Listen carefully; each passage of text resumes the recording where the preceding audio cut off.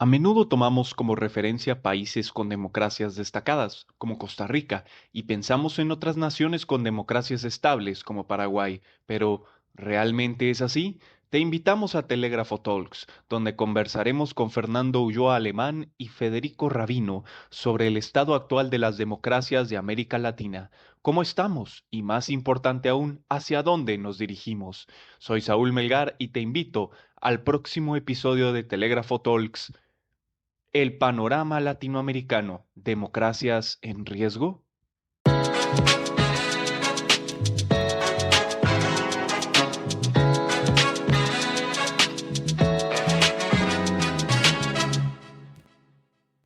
Buenas noches a todos, bienvenidos a el episodio de Telégrafo Talks de esta semana. Telégrafo Talks, como sabemos, es el espacio de Telégrafo para discusión de temas relevantes, temas que importan. Les saluda Saúl Melgar y esta semana tenemos un tema sumamente importante en la mesa. Vamos a hablar de el panorama latinoamericano, democracias y cómo éstas pueden o no estar en riesgo. Eh, Primeramente me gustaría presentar a las personas que me van a estar acompañando esta noche en este space. Fernando Ulloa Alemán, quien es actualmente estudiante de Ciencias Políticas y de Economía, exdirector nacional para Costa Rica de Estudiantes por la Libertad, también apoyó en el Instituto Libertad y actualmente se desempeña como director ejecutivo de la Asociación Nacional de Fomento Económico, la ANFE de Costa Rica. ¿Qué tal estás, Fernando? Hola, hola, me confirman que me pueden escuchar bien. Sí, te escuchamos fuerte y claro. Perfecto, pues muchísimas gracias, estoy muy bien. Gracias por la invitación y bueno, hiciste un recuento de mi currículum que ni yo mismo me acordaba, así que muchas gracias por refrescar mi memoria en ese sentido. Pues ya sabes, para eso estamos, para recordar y para tener miras hacia un futuro más democrático. Y en un rato se estará uniendo nuestro otro invitado, sin embargo, me gustaría hacer la presentación. Él va a ser Federico Rabino, magíster en Relaciones Internacionales y Diplomacia, especialista en Relaciones Internacionales y Geopolítica, analista político internacional y de políticas públicas. Él es el fundador y director ejecutivo del Instituto Fernando de la Mora de la República del Paraguay. Entonces, una vez hechas podemos decir, a grandes rasgos la vida de los hablantes, pues me gustaría que también ellos nos hablen un poco para iniciar acerca de propiamente cuál es el rol que desempeñan y qué son estas organizaciones, porque creo que es importante saber cómo ellos se desempeñan en su medio para entender por qué es importante escucharlos cuando vamos a hablar acerca del panorama latinoamericano y de la democracia. Entonces, Fernando, si me puedes hablar un poco acerca de la ANFE, que es pues, que es la Asociación Nacional de Fomento Económico y cuál es su rol en Costa Rica. Por supuesto, antes de eso mencionarles que me comunicaba Federico Rabino, que está teniendo una situación de accidente, entonces está intentando solucionar para unirse lo más pronto posible apenas solucione. Así que para que lo tengamos en cuenta, si por A o por B no se puede volver a sumar porque estaba aquí hace un momento, pues podemos hacer otra edición donde nos enfocamos en la parte del. Pero bueno, ateniente a la pregunta que me hacías, estimado, pues la Asociación Nacional de Fomento Económico en Costa Rica es, en resumen, un defensor de la libertad en todas las aristas de la vida social costarricense y también internacionalmente hablando. La Asociación Nacional de Fomento Económico, que en adelante voy a llamarle ANFE para ahorrarme ese tiempo de decir el nombre completo, pues se fundó en el año 58. Vamos a tener el 66 aniversario este 12 de diciembre. aun cuando se haya fundado en un agosto. Esto lo hicimos para cerrar con una linda actividad navideña. Pues se fundó con varios académicos del momento, políticos y librepensadores, que veían la necesidad de eh, fundar algo que les permitiera tener una plataforma en la cual proyectar su mensaje, que abogaba por la libertad y también señalaba aquellas cosas que venían en detrimento de la libertad. Desde esa perspectiva hemos tenido grandes figuras costarricenses y de algún impacto internacional. Una de ellas es Miguel Ángel Rodríguez, que es expresidente de la República de Costa Rica. Eh, También Juan Carlos Hidalgo, que ha sido un internacionalista y también participó y tuvo un rol muy importante en el Cato Institute. Y bueno, fue corresponsal de CNN en español. Y también, por qué no mencionar que por nosotros pasaron políticos de renombre a nivel nacional, como por ejemplo el del Partido Libertario Otto Guevara, Eliezer Feinstein del Partido Liberal Progresista, entre otros. Aunque ANFE no apoya ni tiene ningún partido político, eso quiere decir que somos apolíticos, pues hemos proveído eh, pues los ambientes para que puedan los partidos afines a la libertad poder tener mesas de trabajo para llevar adelante sus agendas en la defensa de la libertad para las campañas electorales y también para las asambleas legislativas. Así que a grandes rasgos eso es lo que hacemos y bueno, te devuelvo la palabra. Muchas gracias, Fernando, por esa agradable introducción para que entendiéramos más o menos qué es ANFE y para poder entender cómo su rol es importante en esta conversación que vamos a tener el día de hoy.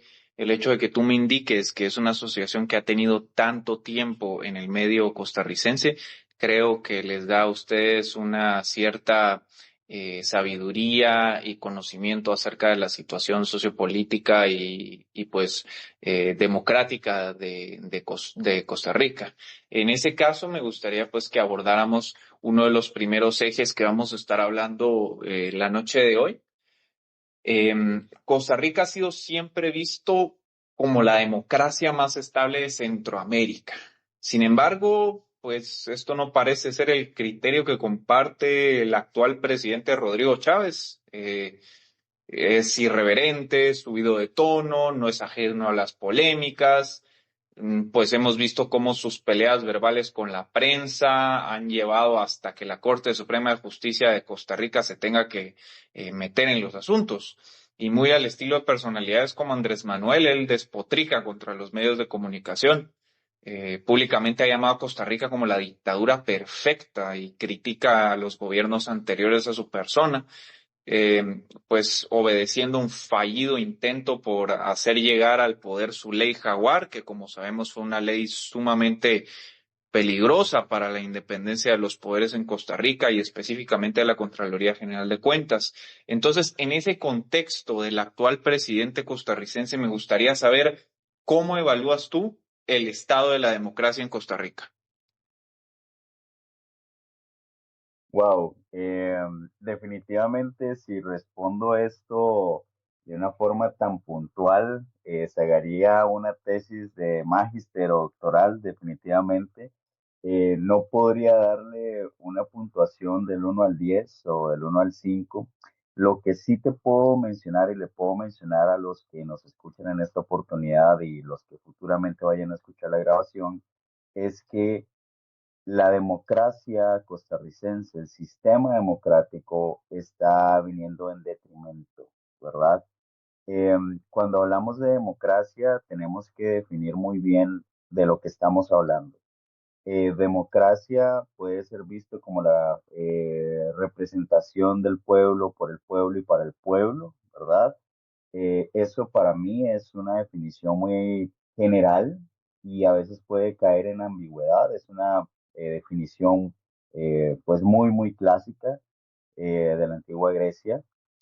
Pero bueno, también hay otra definición que tiene que ver con la institucionalidad democrática, la división de poderes y este engranaje del sistema político que permite, como lo dije anteriormente, la división de poderes para dar una estabilidad social y pueda dar un bienestar social. Yo sé que como liberales no nos gusta escuchar mucho el término bienestar social, pero intentemos pasarlo en esta oportunidad, ya que al final de cuentas el sistema democrático y esta definición que estoy dando va a ser lo que voy a usar de ahora en adelante para hablar sobre el caso costarricense y tal vez otros tantos a nivel regional. Eh, Definitivamente, como les mencionaba, ha venido en detrimento el equilibrio del sistema democrático costarricense, porque como bien lo mencionabas, nuestro presidente tiene una forma de ser un poco característica, despotrica, habla de una forma popular, pero no popular de forma positiva, sino de una forma negativa. Para el costarricense promedio, a veces le es de vergüenza ver cómo a nivel internacional se habla de las exposiciones de nuestro presidente porque tiene coloquialismos un poco vergonzosos que no son pues esperables de un presidente y que de hecho, dicho sea de paso, es una valoración mía, inclusive los presidentes de derechas extremas que hemos visto en la región no han caído en esto. Entonces, por eso nos hace pensar que quién está asesorando en comunicación política, ¿verdad? En este caso. Por otro lado, esta forma de ser de nuestro presidente también ha entrado en la arena de la Asamblea Legislativa, del Poder Legislativo, haciendo que la relación se erosione. Y esto es muy peligroso porque al final de cuentas, para que se lleven adelante buenos proyectos y haya una buena salud de nuestro sistema democrático, los poderes deben de llevarse bien entre sí mismos, ¿verdad? Para el 2022, ya el presidente Rodrigo Chávez, para octubre aproximadamente del 2022, contaba con dos resellos. Eso quiere decir que los proyectos de ley que la Asamblea Legislativa proponía y eran vetados por el presidente, la Asamblea Legislativa resellaba para llevarlo de nuevo a votación, que se aprobara y fuera ley de la República. Entonces, eso nos deja ver que ya para el puro principio de su legislación, perdón, de su administración, ya el presidente estaba en puntos negativos en relación con la Asamblea Legislativa y de hecho al día de hoy ha aumentado sus resellos, ha aumentado, digamos, denuncias que ha interpuesto la Asamblea Legislativa ante los entes de justicia costarricense y por otro lado, el presidente también ha tildado a la Asamblea Legislativa de estúpidos, ¿verdad? Que eso en el contexto costarricense es muy alarmante porque ya cabe en este contexto en violencia política nunca antes vista en Costa Rica, en nuestra cultura propia política. Puede ser que en comparación a otros países hermanos, eso se experimente de una u otra forma, lo digo de forma muy respetuosa, pero en Costa Rica nunca se ha visto. Eh, a grandes resúmenes, proyectos como la ley Jaguar que mencionabas, estimado, buscan definitivamente quitar eh, relevancia y labores a instituciones importantísimas en Costa Rica para que el sistema democrático sea estable, como la Contraloría General de la República. Que no le permitas a la Contraloría General de la República velar, fiscalizar la hacienda pública eh, y también detectar y denunciar corrupción o casos de corrupción es peligroso. Y es eso lo que busca esta ley Jaguar, que dicho sea de paso ha sido votada por la Asamblea Legislativa como ya 3 veces, si no me equivoco, por dicha.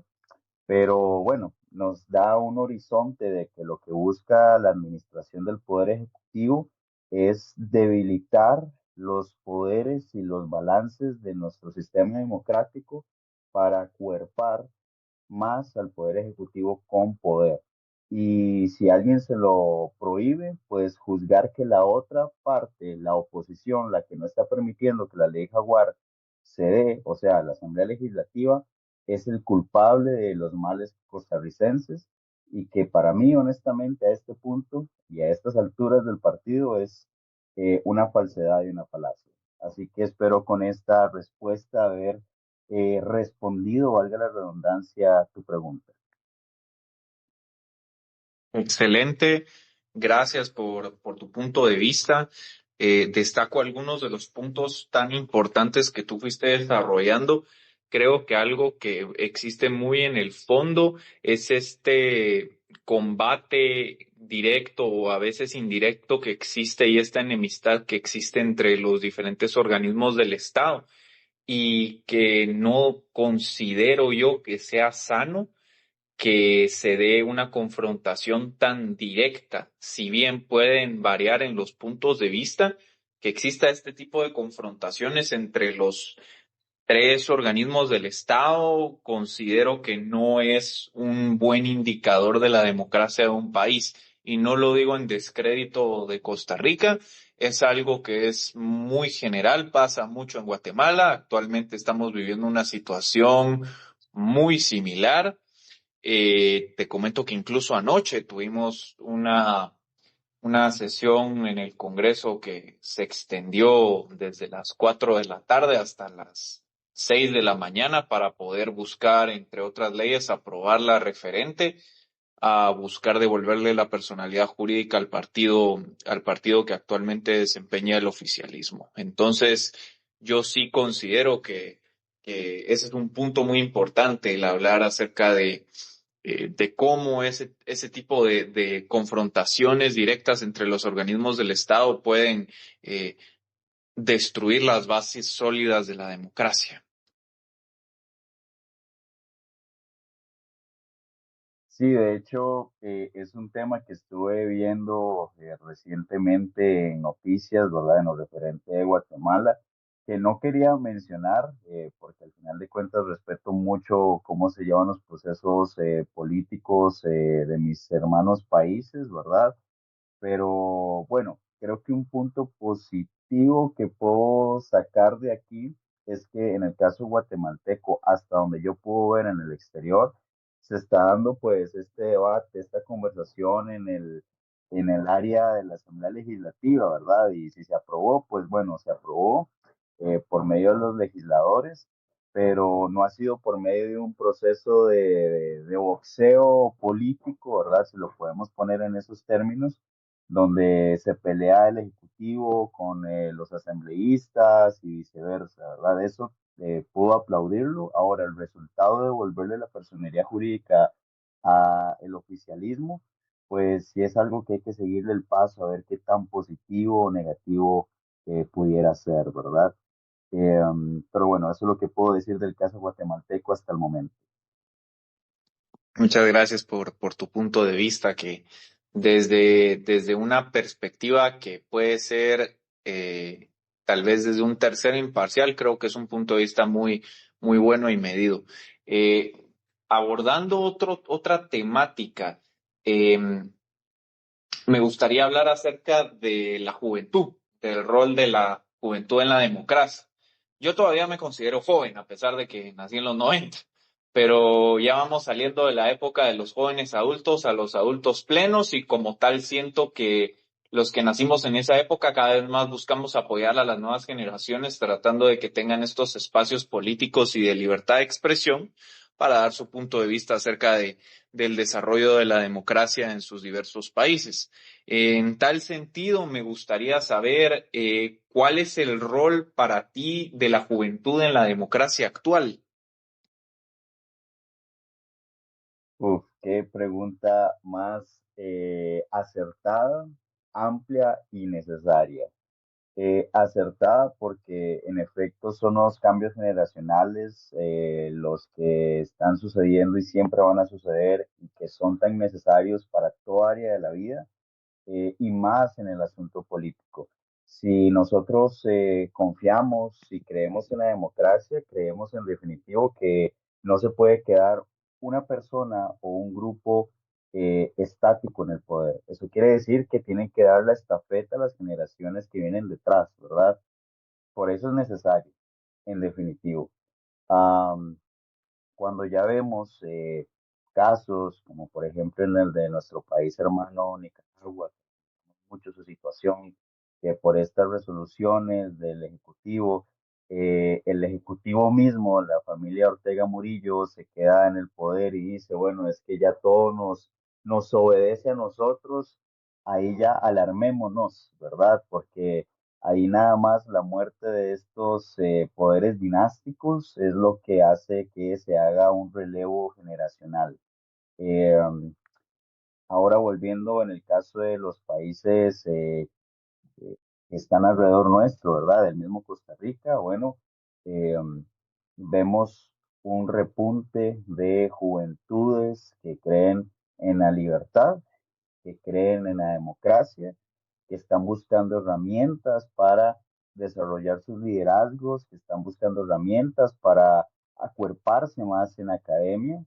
Confío y fío mucho en que en el caso guatemalteco, que es uno que he estado siguiendo bastante, pues pasa lo mismo. De hecho, he visto grupos que se están educando constantemente, por ejemplo, nuestros queridos amigos y hermanos de Guate Activa, eh, entre otros, me imagino.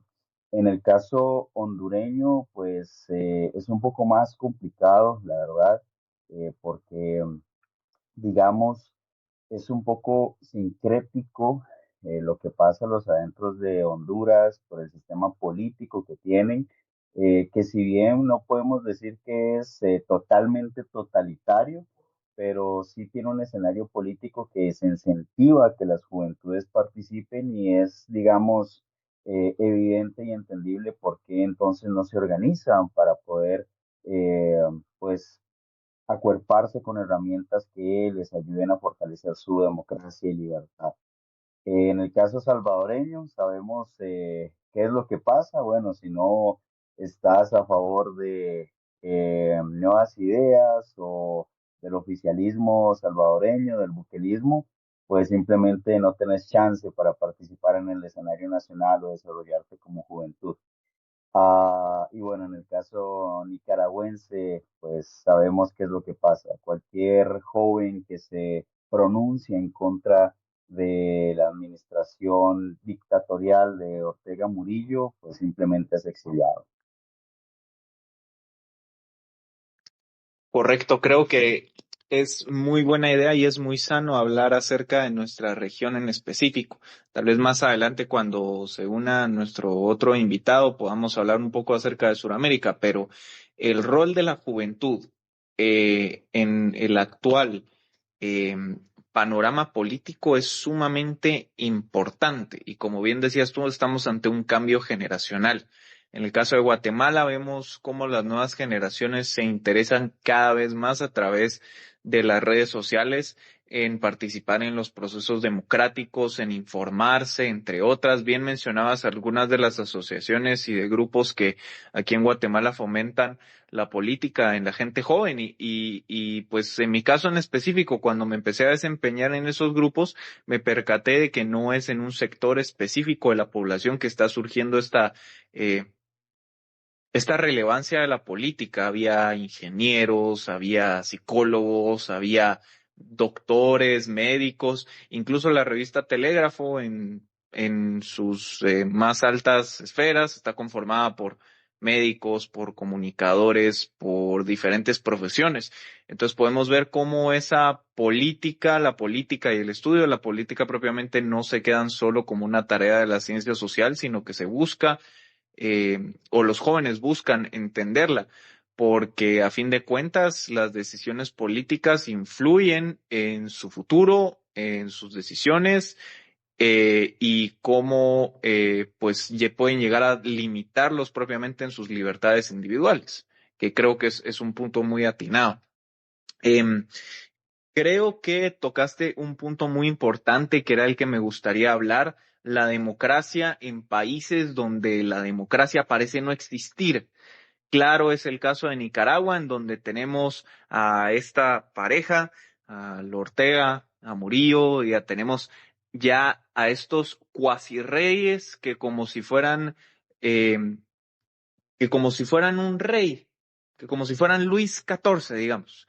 Dicen el Estado soy yo y aquí se hace lo que yo designe. Los ataques internacionales no me importan. Creamos leyes en las que decimos em, que los bancos no nos pueden poner ningún tipo de multa internacional, no nos pueden sancionar. Entonces, ¿qué rol surge o cómo puede surgir la democracia en esos países? Creo que esa es una buena pregunta que nos tenemos que hacer. ¿Existe democracia en esos países y puede en realidad existir un cambio hacia la democracia? Yo consideraría que sí, pero creo que es importante escuchar el punto de vista de los demás. Muchísimas gracias por la pregunta. Voy a, primero que todo, mencionar que Federico tuvo un accidente automovilístico entrando básicamente a donde vive. Entonces, está corriendo para resolver y poder sumarse. Si no, pues de nuevo se hace una segunda edición para que él pueda dar su parte. Ahora, respondiendo tu pregunta en cuanto a si existe democracia en estos países, ¿verdad? Que están bajo dictadura. eh, por eso mencionaba al principio la definición de democracia que estoy tomando para esta disertación, y es que la democracia definitivamente es el sistema democrático de pesos y contrapesos, donde puede haber estabilidad social y un bienestar social. De nuevo, lamento mucho hablar de bienestar social en un ambiente liberal, pero espero que nos lo podamos pasar, ¿verdad?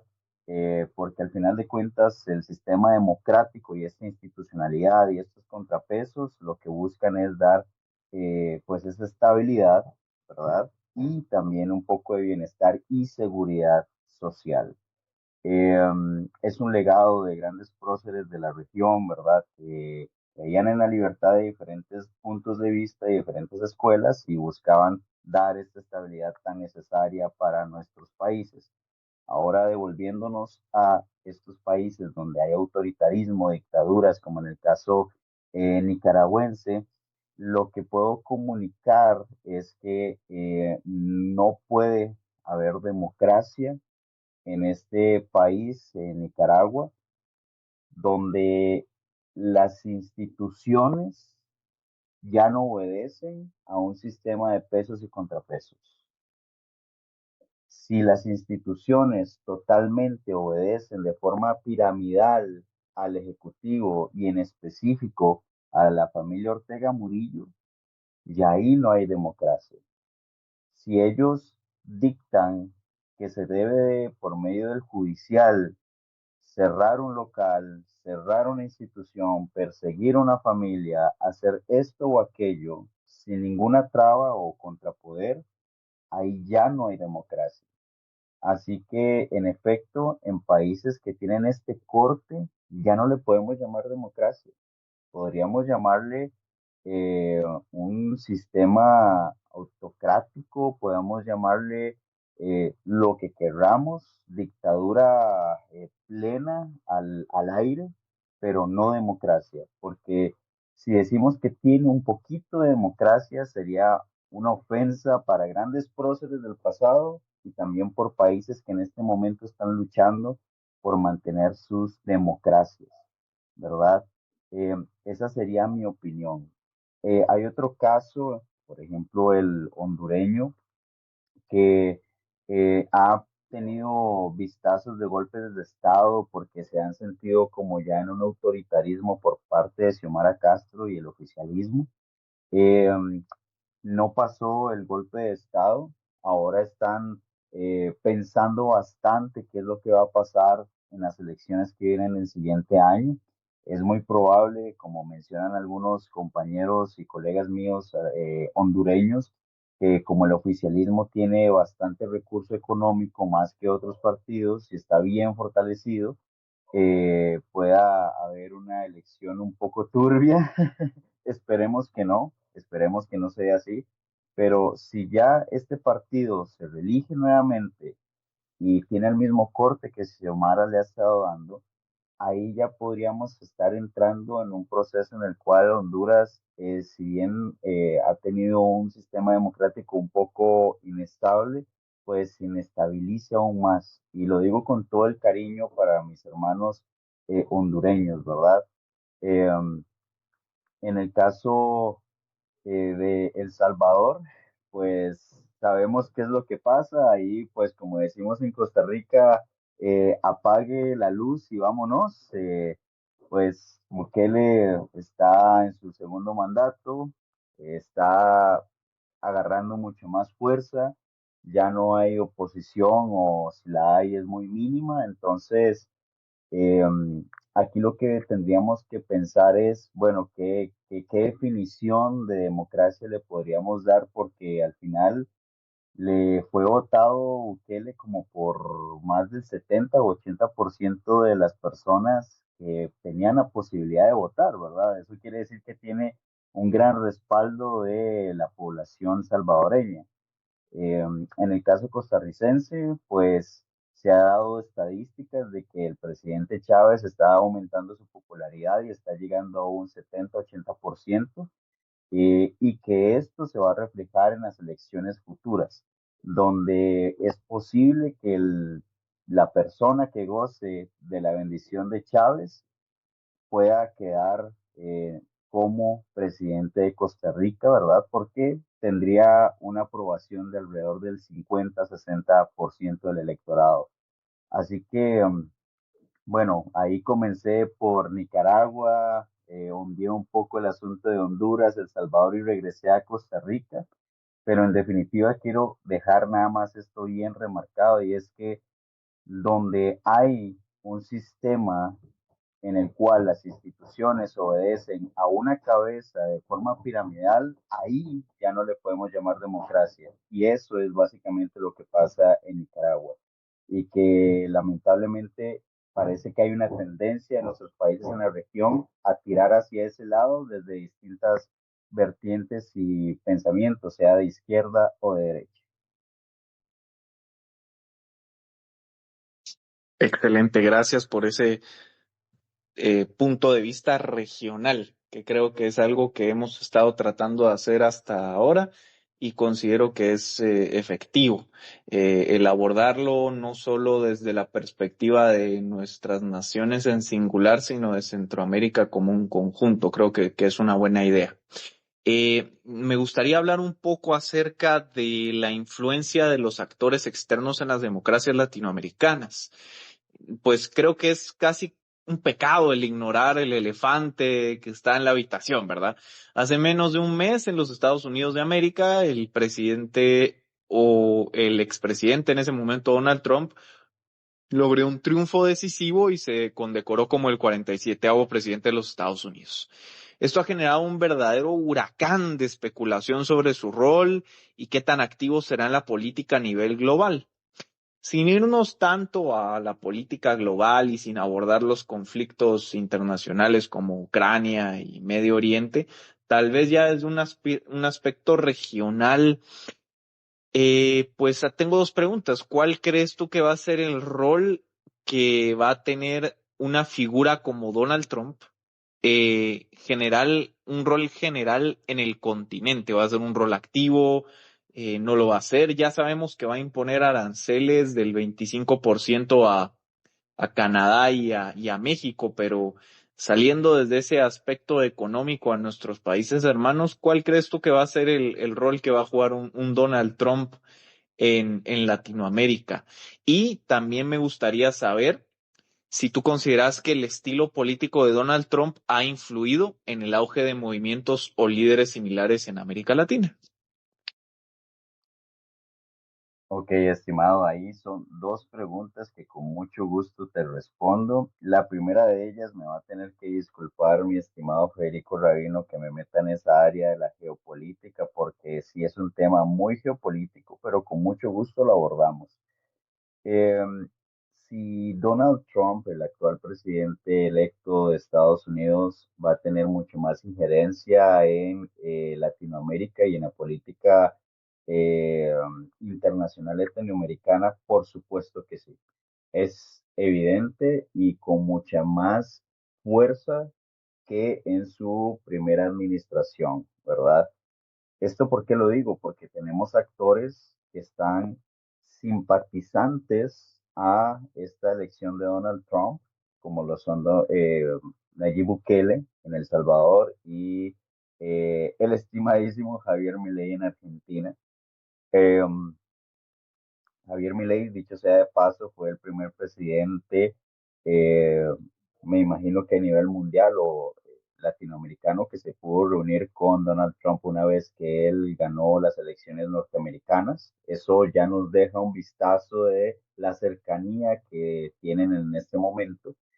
Eh, Ahora bien, ¿qué tan positivo, qué tan negativo va a ser ese impacto? Pues como lo conversé en su momento con Federico Rabino en un ex Spaces donde hablamos sobre estos resultados en las elecciones norteamericanas, es imposible que como personas serias de la política o relaciones internacionales, académicos, es imposible que estemos jugando a ser Nostradamus, de que tenemos una bola de cristal, ¿verdad?, para predecir lo que vaya a pasar.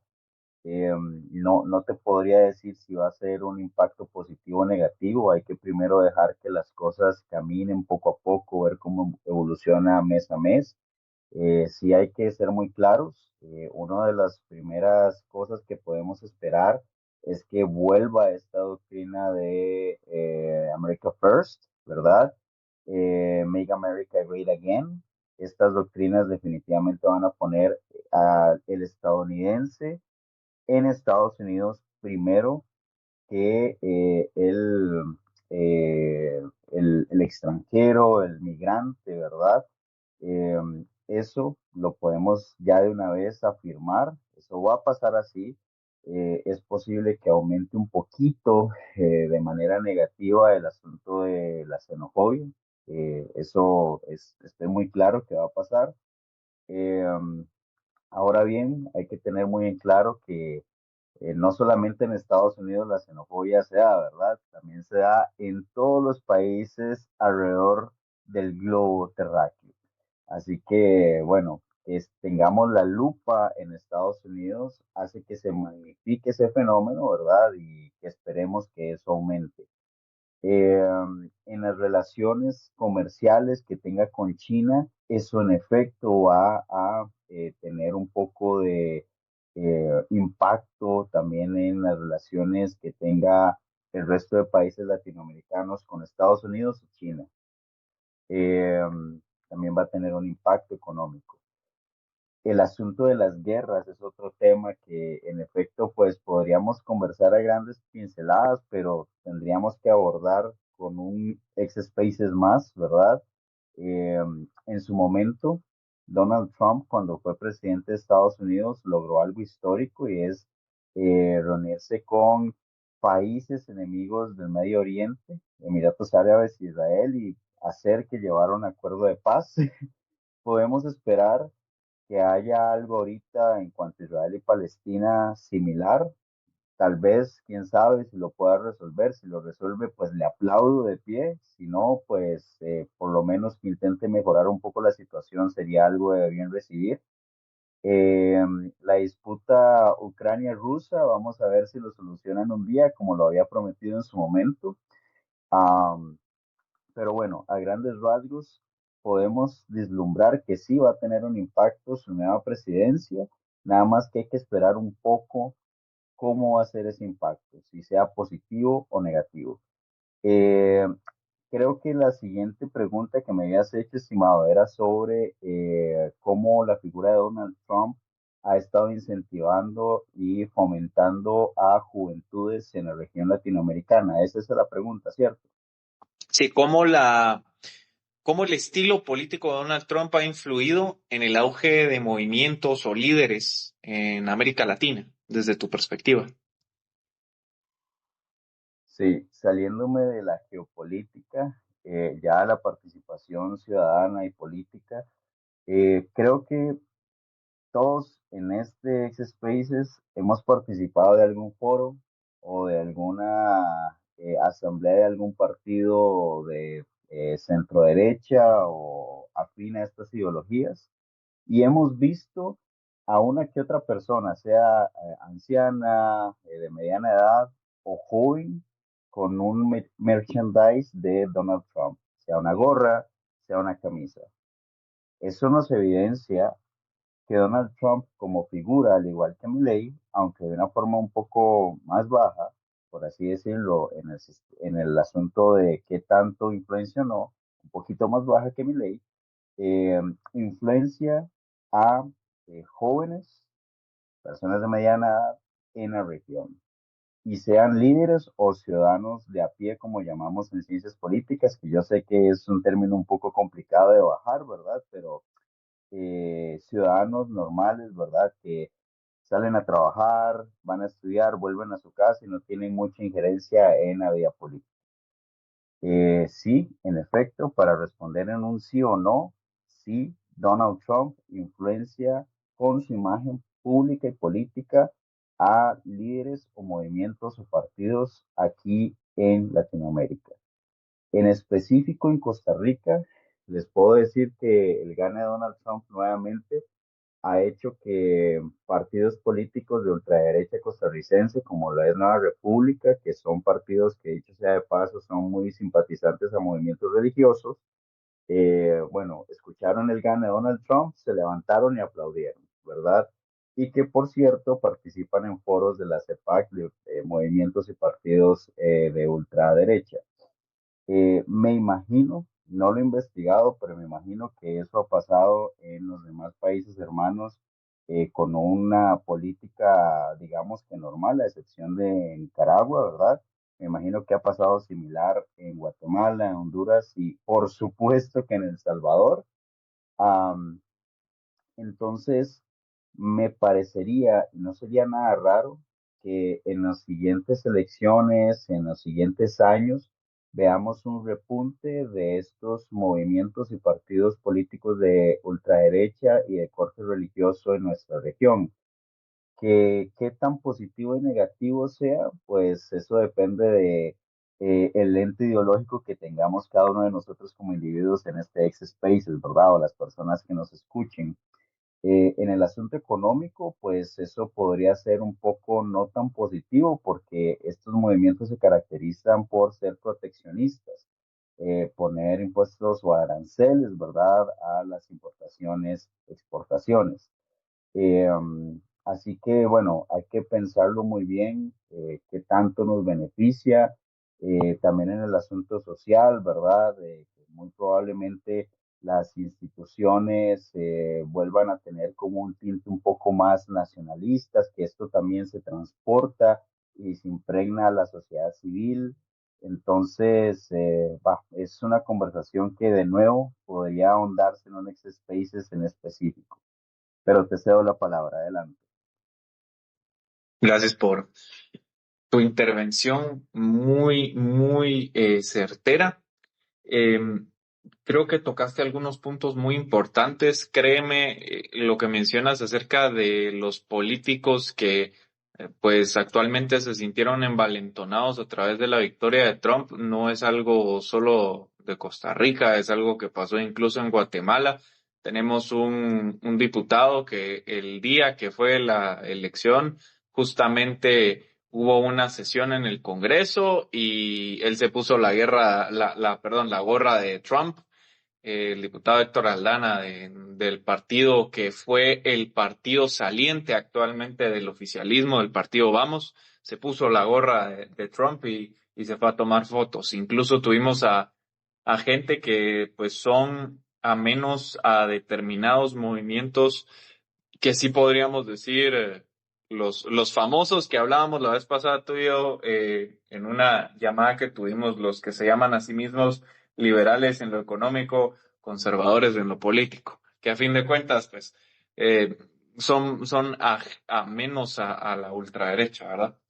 Pero sí, justamente lo mismo ha sucedido en Guatemala y creo que efectivamente podemos ver cómo hay dos figuras reinantes dentro del medio, como lo es Trump por un lado, pero no tanto como la figura de Javier Milei, para mí también llegó Javier Milei a revolucionar la política en América Latina.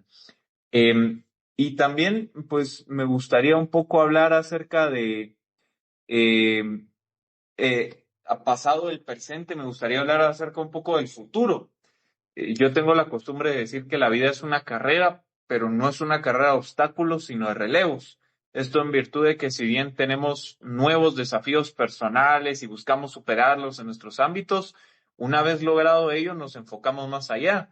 Es ahí donde muchas veces las personas pues se involucran en política desde un aspecto valorativo para defender sus ideas, que ellos consideran que pues van a ayudar a hacer un mundo mejor. En ese contexto, me gustaría preguntarte, ¿qué consideras esencial inculcar a las nuevas generaciones para que puedan defender la democracia en el futuro? ¿Cuáles son los aspectos que las personas que pues estamos en el presente tenemos que buscar defender de la democracia? Bueno, muchísimas gracias por esa pregunta. Antes de responderla, quisiera acotar un punto que tal vez no quisiera dejar pasar sobre el aspecto de Donald Trump en la influencia que tiene en la América Latina, y es que al llevar influencia también, digamos, comparten, perdonen que le digan esta expresión, pero se comparten mañas, ¿verdad? Y espero que esto se entienda al igual que se entiende en Costa Rica, se entiende en Guatemala y en otros países de la región. Y es que, bueno, hay que entender que Donald Trump tiene una figura pública política que es confrontativa, que es incisiva, que es de esta persona que busca polémica y polarizar. Hay que tener en cuenta que nuestras comunidades, nuestros países tienen una cultura política muy diferente. Les mencionaba que en Costa Rica la cultura política eh, ve muy extraño, ¿verdad? Que un presidente llame estúpidos a los asambleístas. No sé en Guatemala cómo sea. Entonces sería preguntarnos, ¿queremos líderes, verdad? Que, bueno, defiendan la libertad y es posible que defiendan un poco la democracia, pero que polaricen a la ciudadanía, que la dividan. Eso es lo que queremos. Eh, es algo que dejo ahí como la pelota picando para reflexionar. En cuanto a lo que mencionabas sobre qué es lo que necesitamos, esas herramientas para defender la democracia en nuestra región, ¿verdad? Y quiero sumar no solamente democracia, sino también libertad, eh, es tener en la discusión, sea cual sea la discusión que tengamos, en nuestros contextos políticos, en cada uno de nuestros países, la libertad en el centro y no lo negociemos. Porque si en nuestros sistemas democráticos nosotros en las conversaciones que tengamos quitamos la libertad y ponemos, no sé, seguridad, ponemos educación, ponemos garantías sociales, sea cual sea, vamos a comenzar a negociar la libertad. Vamos a comenzar a restarnos la libertad a nosotros como individuos y ciudadanos en nuestros países centroamericanos y bueno, en general Latinoamérica. Entonces, de nuevo, hay que poner en toda discusión que hagamos a nivel nacional y político en nuestro sistema democrático la libertad en el centro y no se pone a negocio, no se pone a regateo, porque de nuevo, cuando comenzamos a quitarlo y ponemos cualquier otra cosa, vamos a comenzar a negociar nuestra libertad y eso definitivamente es un gran problema para el presente y el futuro. Otra cosa muy importante es que seamos ciudadanos de tiempo completo, como en algún momento mi estimado amigo Saúl y yo lo escuchamos en la Cumbre de la Democracia en Guatemala en agosto, ¿verdad? Por parte de Pedro Trujillo y otros. Ser ciudadano de tiempo completo es un asunto de comprometerse como individuo hacia la sociedad a hacer las cosas bien, aunque sean difíciles, a dejar el carrito del súper donde debe estar para que los demás ciudadanos no lo vean en el camino y les entorpezca el camino y tengan que bajarse del carro, acomodarlo y seguir su camino gastando su tiempo y gasolina. Nosotros muchas veces decimos, ¿Cómo me gustaría que mi país en Latinoamérica, en Centroamérica, sea como un país europeo, un país de estos nórdicos, donde casi no hay violencia y todo está muy ordenado?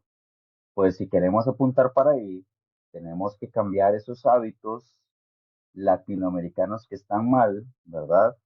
Que en específico hablo del desorden, para que podamos alcanzar progresivamente y ser como esos países. Y que esto, ¿verdad? No solamente se quede en el ámbito personal, también se transporte en nuestro trabajo y más si trabajamos para instituciones públicas. Y evidentemente, si esto pasa con varios ciudadanos que trabajan en instituciones públicas, podríamos ver una baja en problemas de corrupción. ¿Por qué? Porque ahora los ciudadanos que están trabajando ahí dentro del sistema público para el bien de la ciudadanía están comprometidos con la misma ciudadanía y dicen, no, mejor no me juego el paso, me ocupo hacer el bien a mis conciudadanos. Eh, y por otro lado, como último, realmente, aun cuando nuestra área no sea, digamos, la política o cualquier otra cosa de movimientos sociales, entender cómo funcionan nuestras instituciones, qué límites tienen, qué poderes tienen, cómo funcionan, cómo yo me puedo defender en contra de ellas o cómo ellas me pueden beneficiar a mí como ciudadano. Tener la constitución a mano, como también el periódico. Y una vez que lo comencemos a hacer e influyamos a otros de que lo hagan, podemos ver un cambio en que van a haber ciudadanos no solamente que vayan a ser ciudadanos de tiempo completo, sino ciudadanos más cívicos, que entienden cuáles son los límites del gobierno y cuáles son sus deberes y responsabilidades como ciudadanos e individuos insertos en una sociedad. ¿Ok? Entonces creo que son en resumen tres: poner la libertad en el centro de toda discusión, ser ciudadanos de tiempo completo y conocer a nuestras instituciones, tener cerca la constitución de nuestros países al mismo momento que el periódico local. Los puntos que acabas de mencionar los considero sumamente importantes. La apatía política y el tener que ser uno buen ciudadano considero que es algo que no nos planteamos mucho, porque creo que muchas veces ni siquiera sabemos lo que significa ser un buen ciudadano. A veces consideramos que con el simple hecho de ir a votar, eso nos hace ciudadanos, o con el simple hecho de pagar el impuesto que por ley lo tenemos que pagar, eso nos hace ciudadanos, pero no, ser ciudadano va mucho más allá. Ser ciudadano es involucrarse, ser ciudadano es participar, como bien decías, ser ciudadano no es tener apatía política o ser el famoso analfabeta político de aquel viejo cuentito que nos decían en la universidad. Eh, para ir cerrando, me gustaría saber si alguien de los que están presentes tiene alguna pregunta que hacer para nuestro invitado de la noche de hoy, por si alguien quiere mencionar una pregunta que tengan, la puede hacer. Y yo obviamente le estaría cediendo para que puedan hacer la pregunta.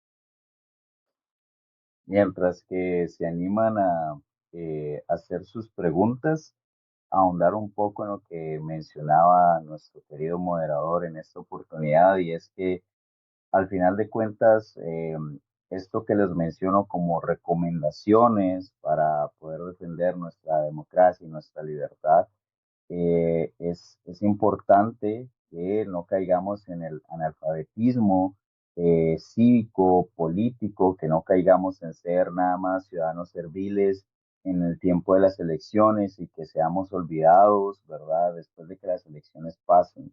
Y es por eso tan importante que podamos conocer nuestros sistemas democráticos en cada uno de los países donde estamos insertos, cómo se manejan, qué deberes tienen que cumplir, como también los límites que tienen y nuestros límites y deberes como ciudadanos. ¿Para qué? Para que comencemos a participar cívicamente en los espacios donde se puedan incidir en defensa de la democracia y la libertad.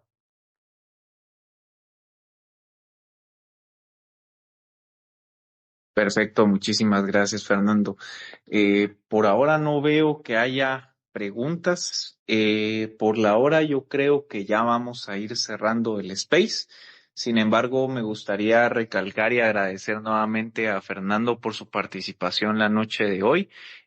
No sé si tienes alguna red o algún proyecto que tú quieras ir mencionando para que la gente también te pueda seguir y para que en la grabación te puedan buscar posteriormente.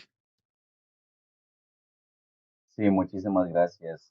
Pues mi ex es F Ulloa 2509. Este ex lo uso para hacer precisamente este tipo de incidencias y disertaciones, ¿verdad? Eh, Mis otras redes sociales, Instagram, soy Fernando Ulloa, pues eso lo uso más como para, en general, algunas facetas que tengo en arte, lo que estudio, donde trabajo, ¿verdad? Y el Facebook, básicamente, pues como todo, ¿verdad? Un poco más inclinado en lo. Y bueno, proyectos que tengo en este momento son una fundación que se está organizando y está en proceso de legalizarse, que precisamente busca hacer conexiones ciudadanas e incentivar que los ciudadanos puedan retomar el civismo, aprender con herramientas cívicas para el bienestar de nuestra democracia en Costa Rica y que puedan tener una perspectiva liberal, ¿verdad? Ese sería como el proyecto más cercano. Esperen pues ver publicaciones de eso en mis redes sociales y sin más, pues agradecer a Telégrafo por el espacio, a mi estimado amigo Saúl y bueno, también esperamos que nuestro amigo Federico Rabino haya solucionado su situación y tenerle en este espacio en una segunda edición de este X Spaces. Muchas gracias. Claro que sí, gracias a ti, Fernando, nuevamente por el tiempo y por el espacio, por poder tener tu punto de vista respecto al panorama latinoamericano de las democracias, que creo que fue bastante atinado y fue muy puntual tu intervención. Te lo agradezco mucho. Nuevamente invito a la audiencia a que nos siga a través de nuestras redes de Telégrafo. Estamos en X como Telégrafo GT. Pueden buscar nuestros artículos, nuestras columnas de opinión en telégrafo.gt, en nuestro sitio web, y también nos pueden buscar como Telégrafo GT en las otras redes. Nuevamente fui Saúl Melgar, fue un placer estar con ustedes esta noche y pues vamos cerrando el space. Que tengan muy feliz noche y feliz semana. Adiós. Gracias.